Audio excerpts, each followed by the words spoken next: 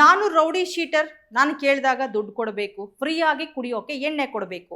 ಈ ರೀತಿ ತನ್ನ ಸಹಚರರನ್ನ ಜೊತೆಯಲ್ಲಿ ಕರ್ಕೊಂಡು rowdy sheeter Vishwanath Pratap Gowda bar and ರೆಸ್ಟೋರೆಂಟ್ಗಳಲ್ಲಿ ಬೆದರಿಕೆ ಹಾಕ್ತಾ ಇರುವಂತಹ 9 ಜನರನ್ನ ಮಾಸ್ತಿ ಪೊಲೀಸರು ಅರೆಸ್ಟ್ ಮಾಡಿದ್ದಾರೆ. ಎಸ್, ಮಾಸ್ತಿ ಪೊಲೀಸ್ ಠಾಣಾ ಲಿಮಿಟ್ನಲ್ಲಿ ಬರುವಂತಹ 3 ಬಾರ್ಗಳಲ್ಲಿ ಈ ರೌಡಿ ಶೀಟರ್ ಸೇರಿದಂತೆ 9 ಜನ ಈ ರೀತಿ ಬೆದರಿಕೆ ಹಾಕೋ ಕೆಲಸವನ್ನ ಮಾಡ್ತಾ ಇರ್ತಾರೆ. ಸೊ ಬಾರ್ ಅಂಡ್ ರೆಸ್ಟೋರೆಂಟ್ಗಳಿಗೆ ಹೋಗೋದು, ಫ್ರೀಯಾಗಿ ಕುಡಿಯೋಕೆ ಎಣ್ಣೆ ಕೇಳೋದು, ಹಫ್ತಾ ವಸೂಲಿ ಮಾಡೋದು ಇವರ ಕಾಯಕವಾಗಿರುತ್ತೆ. ಸೊ ಇದೇ ರೀತಿ ಮಾಸ್ತಿ ಪೊಲೀಸ್ ಠಾಣಾ ಲಿಮಿಟ್ನಲ್ಲಿ ಬರುವಂತಹ HK bar and restaurant, so ತೊರ್ಲಕ್ಕಿಯಲ್ಲಿರುತ್ತೆ ಇದು.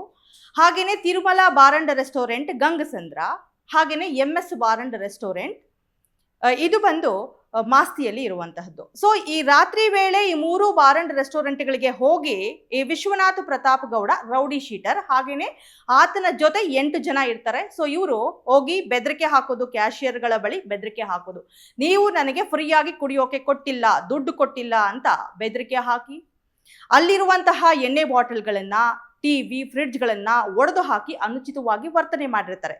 ಅದೇ ರೀತಿ ರೂಪಾ ಅನ್ನೋ ಒಬ್ಬ ಚಿಲ್ಲರೆ ಅಂಗಡಿ ಮಹಿಳೆಯ ಮೇಲೂ ಕೂಡ ಆಕೆಯ ಬಳಿ ಫೋನ್ ಕಿತ್ಕೊಂಡು ಅವರಿಗೂ ಕೂಡ ಪ್ರಾಣ ಬೆದರಿಕೆಯನ್ನ ಹಾಕಿರ್ತಾರೆ.